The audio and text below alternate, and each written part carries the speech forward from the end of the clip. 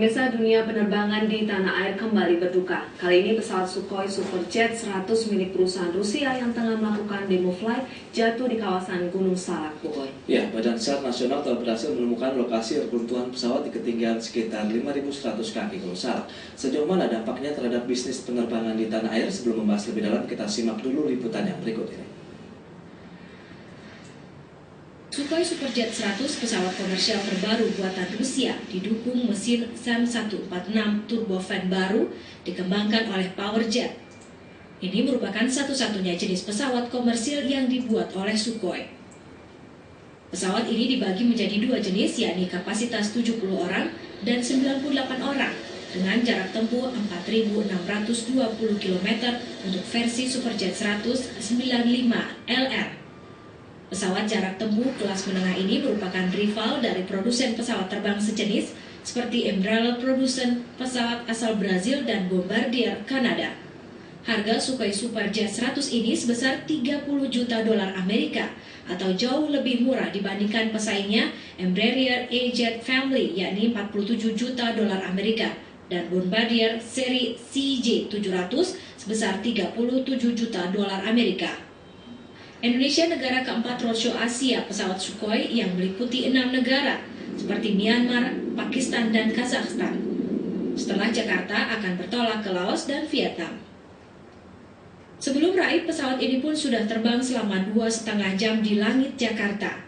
Dilaporkan beberapa maskapai seperti Sky Aviation, Batavia Air, Pelita Air, Air Aviastar, dan Sriwijaya Air menjadi calon peminat pesawat ini. Sky Aviation bahkan memesan 12 pesawat dalam waktu 4 tahun ke depan. Adapun nilai pembelian pesawat Sukhoi melalui Heads of Agreement senilai 380,4 juta US dollar atau sekitar 31,7 juta US dollar per unitnya. Tim Liputan MNC Business. Ya, pemirsa, untuk membahas mengenai perkembangan bisnis pesawat pasca jatuhnya pesawat Sukhoi Superjet 100 telah hadir di studio bersama kami Bapak Suwarto, Ketua Forum Transportasi Udara Masyarakat Transportasi Indonesia. Selamat pagi. Selamat pagi, Pak. Selamat pagi. Ya, terkait dengan bisnis yang dilakukan nantinya di Sukhoi begitu, bagaimana setelah ada kejadian yang cukup menggemparkan begitu, apakah masih ada minat untuk membeli produk Sukhoi? Wah, ini menarik sekali. Tapi sebelum ke sana, saya boleh atas nama Forum Transportasi Udara Masyarakat Transportasi Indonesia dan kalangan akademisi, khususnya Sekolah Tinggi Manajemen Putri Sakti, ingin mengucapkan bela sungkawa atas musibah yang terjadi. Ini sesuatu yang tidak kita harapkan, tidak kita inginkan. Nah, terkait dengan soal bisnis industri penerbangan nasional sendiri, saya kira kalau kita melihat peta secara globalnya bahwa di dunia relatif kurang begitu cerah. Justru di Asia, khususnya di pasar Asia Tenggara dan lebih khususnya Indonesia itu luar biasa. Itu pertumbuhan domestik itu sampai 15-20%. Sementara di dunia itu bisa dikatakan maksimal itu sekitar antara 5-10%. Jadi memang sangat pasarnya luar biasa sekali. Ya, apalagi memang maksud dan kedatangan dari demo flight tersebut adalah untuk mempromosikan pesawat Sukhoi ini. Nah, di satu sisi memang dari competitiveness-nya, harga yang cukup murah, kemudian dari segi teknologinya cukup memadai dibandingkan dengan pesaingnya. Seperti apa nanti Pak kira-kira Pak dari sisi teknologinya? Iya, saya kira sudah digambarkan di banyak media ya bahwa pesawat ini memang juga saya kira dirancang secara modern, artinya juga mengikuti kondisi pasar dan juga tentu saja aspek keselamatan dan keamanan ini tentu itu sudah pasti ya kan, memang harus diperhatikan dengan serius. Nah, saya kira memang pemain utama kalau untuk pemasok pesawat memang dua di dunia itu yang paling utama. Yang pertama adalah Boeing, Amerika, kemudian yang kedua adalah Airbus. Itu semua kita tahu bahwa pemain besarnya ini. Tapi tadi ada segmen-segmen yang bisa masuk, ada dari Kanada, dari Brasil, dan saya kira Sukhoi juga punya, saya kira punya satu segmen pasar yang juga dia punya potensi masuk ke sana. Jadi kenapa tidak kan begitu? Jadi saya kira mungkin dengan kejadian seperti ini ya kan, terlepas dari nanti penyebab sesungguhnya apa masih dalam penyelidikan, saya kira ya mungkin sementara ini ada semacam ya shock, ada shock saya kira ya kan seperti, tapi saya kira prospek ke depan tetap saya kira tidak mempengaruhi terlalu signifikan.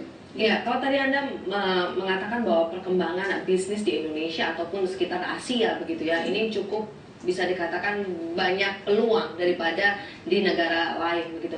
Kalau melihat dari kondisi ini, apakah dimungkinkan Indonesia masih tetap berminat untuk membeli? Walaupun tadi Anda katakan yang mungkin masih ada jeda waktu yang cukup panjang gitu. Karena kalau kita melihat dari data yang dimiliki sudah ada pesanan banyak. Seperti Sky Aviation aja bahkan memesan 12 pesawat begitu.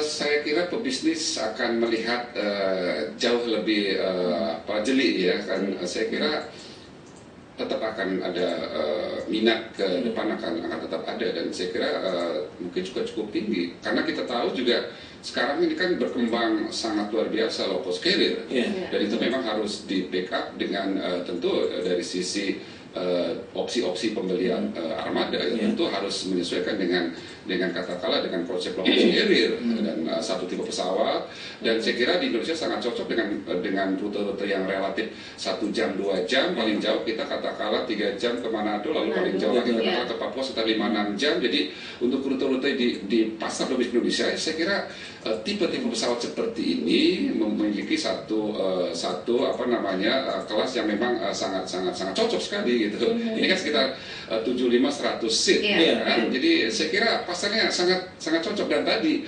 terutama pemain-pemain swasta kita hampir 95% itu menerapkan low cost carrier, dan tentu saja ini menjadi pasar yang sangat menarik. Sejauh mana menurut pengamatan MTI dari tingkat persaingannya antara pemain-pemain di kelas jarak pendek seperti ini? Mereka masing-masing punya karakteristik ya kan, lalu juga saya kira mereka juga punya dan menariknya di Indonesia begini, itu kan dari 240 juta penduduk itu sebenarnya kalau itu hitungannya itu baru 5% yang naik pesawat. Sementara kita tahu bahwa memasuki era 2000-an atau 2010 kita kan sudah menembus di angka 3.000 US dollar PDB kita ya kan, pendapatan per kapita kita. Artinya ada 50 juta lebih kelas menengah kita sudah stay di sana kan begitu. Ini juga menjadi satu pasar yang luar biasa. Kalau 5% kita naikkan lagi 5% lagi 10%, itu maksudnya 100 juta. Kalau 5% sekarang itu hitungan gini, satu penumpang itu naik 4 sampai 6 kali dalam 1 tahun. Baik, Pak Suwarto, semakin menarik, namun kita harus jeda dulu sebentar. Ya, pemirsa, perbincangan kita mengenai perkembangan bisnis pesawat pasca jatuhnya pesawat Sukhoi Superjet 100 akan kami lanjutkan sesaat lagi. Tetaplah bersama kami di Power Breakfast.